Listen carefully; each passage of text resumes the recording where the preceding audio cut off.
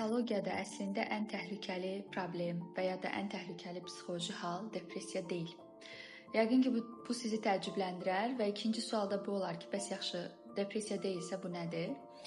Depressiya deyil, bu əksinə ən təhlükəli hal, ən təhlükəli əlamət psixologiyada artıq heç nəyə hiss etməməyə başlamaqdır. Bunun da bir adı var, anhedoniya. Yəni gülümsəyirsən, amma o təbəssüm heç sənə çatmır. Nəyəsə nail olursan, amma bu içindəki bir sevincə səbəb olmur. Və ya da səni yaxşı hiss elətdirməli olan şeylər əslində içində bir boşluğa səbəb olur. Bu hal nə deməkdir? Bu o deməkdir ki, sənin sinir sistemin uzun müddətdir ki, həddindən artıq yük altındadır. Həddindən artıq stres, məyusluqlar, heç kəsin görmədiyi mübarizələrin bir nöqtədən sonra bədən artıq bunu hiss eləyə bilmirəm deyir. Bu laqeydlikdən irəli gəlmir. Bu əslində beynin və bədənin müdafiə mexanizmidir.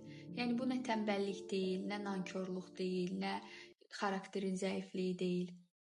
Yəni uzun müddət sağ qalma rejimində işləmiş bədənin verdiyi ən təbii reaksiyadır. Ən təhlükəlisi isə odur ki, bir çoxları heç bunun fərqində deyirlər. Elə bilirlər ki, bu məntiqlilikdir və yaxud da ki, məsafəli davranışdır və ya da ümumiyyətlə belə də olmalıdır.